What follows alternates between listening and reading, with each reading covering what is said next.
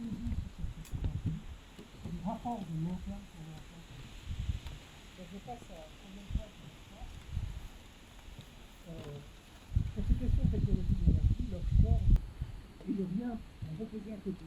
D'ailleurs, il dit, je crois, dans le document qui a revenu sur le droit, qu'il est possible que ce problème. Donc il y a forcément un enjeu par rapport à ça.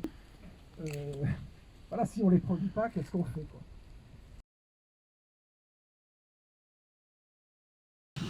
En fait, il y a certaines sciences sociales qui regardent la technologie non pas comme un objet technique, un artefact, mais comme un objet qui a été désigné chevelu par un sociologue qui s'appelle Bruno Latour. Et qui veut dire quoi? Qui veut dire qu'une technologie, quand elle va se développer, pour émerger, pour se stabiliser, elle va recomposer autour d'elle. Il y a des acteurs qui vont la porter, qui vont se mettre en pouvoir, qui vont en convoquer d'autres. Il peut y avoir des animaux, il y a l'éolien et les oiseaux. Et ce que j'évoquais, c'est que, notamment depuis la crise Covid, la crise sanitaire, et puis je pense aussi que l'ensemble des événements climatiques de cet été, on l'a vu dans la presse, l'appréhension des relations de ces événements météorologiques à un changement climatique s'est intensifiée. On le sent dans les institutions de l'énergie, au travers d'événements qui sont organisés, pour essayer de redéfinir ce que seraient des transitions globales. Et la question de la transition énergétique s'en trouve redéfinie comme une transition qui est un changement d'énergie, certes décarboné, mais qui ne peut pas se contenter de changer la production, qui doit être soucieuse de la question des consommations, de la sobriété, et qui doit aussi être très soucieuse des questions de justice sociale et environnementale.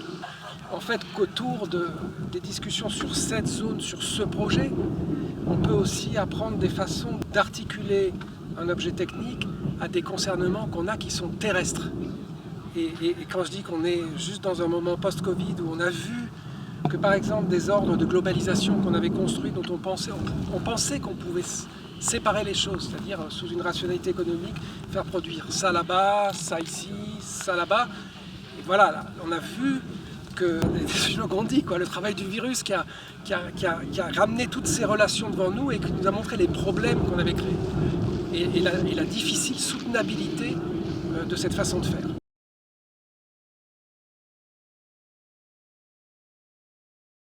On sait en sociologie de l'innovation que les innovations ne prennent jamais si elles ne font pas ce travail de construction du public aussi, en même temps que des milieux qui sont censés les accueillir.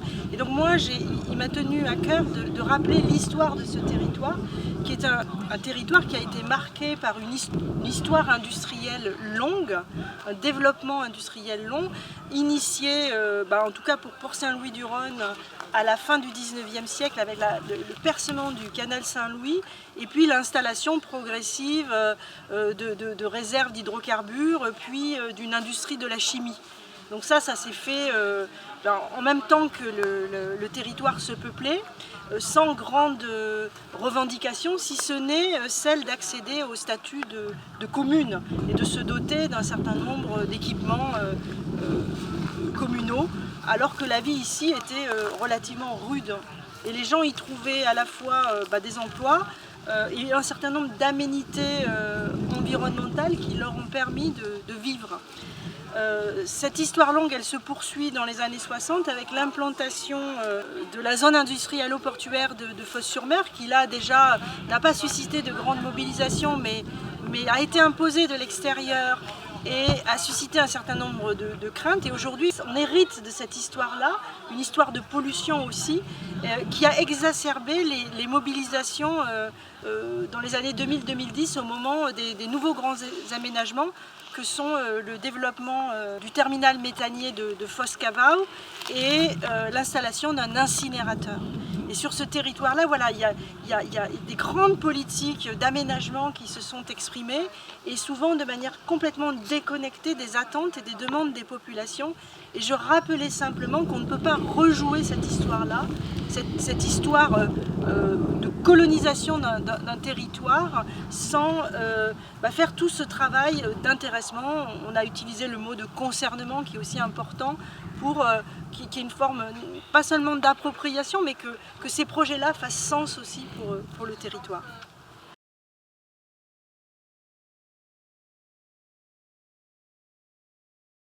Il y a des pratiques, non pas qui puissent constituer en elles-mêmes seulement un milieu technique favorable, mais qui en tout cas font écho à ces tentatives de produire de l'énergie différemment. Pratiques qui sont, oui, portées par des gens qui appartiennent à des couches populaires locales et qui réinventent des formes de fabrication, de reprise en main, de maîtrise de l'énergie. Et à cette idée de responsabilité, moi qui me fait un peu frémir quand même, cette notion, quand on dit qu'il faut responsabiliser les gens sur les questions d'autonomie. Peut-être qu'il faut d'abord les concerner, en effet, faire en sorte qu'ils soient concernés directement. Et alors le sentiment de responsabilité suivra de facto, je dirais. Ça se voit très bien dans ces pratiques discrètes du territoire où on a déployé comme ça des ruses et des techniques qui visent l'autoproduction, mais aussi la question de qu'est-ce que c'est que de consommer de l'énergie, parce que c'est pas que de la produire, c'est aussi de la consommer, à travers des dispositifs domestiques fabriqués à l'échelle vraiment de l'individu. Je pense aux petits panneaux photovoltaïques sur les toits des cabanes ou bien les petites éoliennes. Je pense aussi à la question de la récupération de l'eau. Il y a aussi la question totalement importante qui est la question de la transmission, la question de l'apprentissage, la question de l'éducation. C'est-à-dire que quand on se fabrique et qu'on apprend aux enfants non seulement à fabriquer mais surtout à gérer, à apprendre à gérer cette ressource, je donnais tout à l'heure l'exemple de la question de l'eau dans les cabanons. C'est clair que l'enfant qui ne respecte pas la bonne gestion de l'eau, il se voit l'objet de fortes remontrances qui le marqueront sans doute beaucoup plus fortement que n'importe quelle forme d'autre éducation à l'environnement qui peut lui être prodiguée à travers des valises pédagogiques ou autres. Moi, quelque chose que je trouve marquant dans le formatage du lancement de ce projet éolien, c'est le dispositif qui propose 4 zones et qui ouvre sur un golfe très large le débat pour 2 projets dans 4 zones. L'État français, il tâtonne, il expérimente depuis 2007 sur la façon d'articuler ces grandes infrastructures très capitalistes, de très grande échelle, avec les territoires auxquels elles font face, avec des échelles plus proches. Et il est face, à travers les nombreuses oppositions qu'on voit en ce moment sur Saint-Brieuc et assez fort de pêche, il est face à des intérêts qui sont des intérêts d'usage, c'est aussi des métiers qui sont derrière et des vies. Il est face à des questions de légitimité sur ces grandes infrastructures.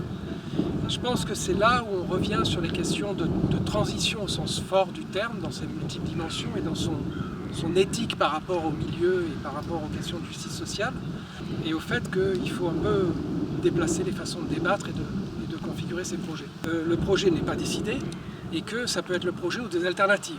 C'est une deuxième solution, on peut proposer des alternatives. Troisième point, c'est qu'on peut aménager ce projet.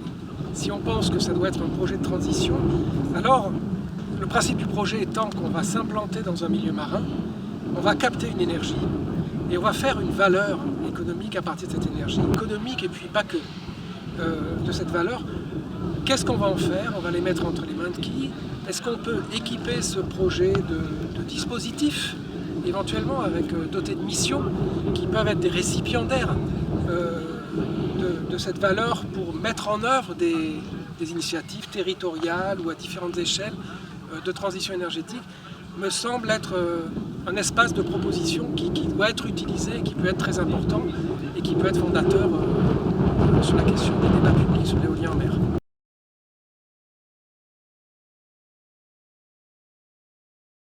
On est encore une fois sur un territoire où il y a eu des grandes politiques d'aménagement par zonage qui ont créé des zones. Là, on investit la mer, qui est aussi un terrain de jeu pour les habitants, qui est aussi un territoire qui est connu et pratiqué par les habitants. Moi, ce qui m'a frappé en travaillant sur ce territoire, c'est de voir qu'au fil des vagues d'industrialisation, on avait la constitution d'une véritable expertise citoyenne, et on voit, notamment avec l'Institut éco-citoyen, que les acteurs du territoire se sont engagés eux-mêmes dans la production de connaissances sur leur territoire. Alors, sur les pollutions, mais j'imagine qu'ils pourraient tout aussi bien produire et coproduire les connaissances qui font encore défaut, qu'il manque un certain nombre de connaissances sur les migrations, les circulations animales, et là peut-être qu'on peut imaginer que cette expertise citoyenne qui s'est constituée sur la mesure des pollutions, elle puisse être réemployée pour assurer un suivi ou une évaluation de ces projets, pour écologiser, pour voir l'impact social et écologique de ces projets et aider la population à se positionner. Un habitant tout à l'heure disait qu'il faut que ce projet il fasse sens sur ce territoire, ce qui n'a pas été le cas des projets colonisateurs que j'évoquais tout à l'heure. Voilà, on n'est plus dans le même contexte. Alain nous rappelle ou nous interpelle sur le fait que sur ce territoire, il y a déjà des éoliens terrestres. En lisière nord de la commune de Port-Saint-Louis, sur une digue, il y a des éoliennes qui ont été installées il y a une trentaine d'années, je dirais. Et ces éoliennes-là, elles n'ont pas posé débat, parce qu'on n'était pas dans le même contexte sociopolitique qu'aujourd'hui. Les gens avaient face à eux une industrie lourde, très polluante, et les éoliennes, finalement, ces éoliennes-là, peut-être qu'elles ouvraient sur un autre imaginaire du changement industriel. Quelqu'un a dit, on a joué sur le mot de rejet, elles ne rejetaient pas, et donc elles n'ont pas généré le rejet des populations. Je pense que ça c'est intéressant à comprendre que si on installe ce projet d'éolien-là, on n'a plus la même société locale qu'on avait il y a 30 ans, et on a cette expertise citoyenne, et il va falloir co-construire véritablement ce projet avec le territoire pour lui assurer un enracinement et un sens qui, s'il se fait sans ce travail-là, il risque de générer pour le coup du rejet. Ouais.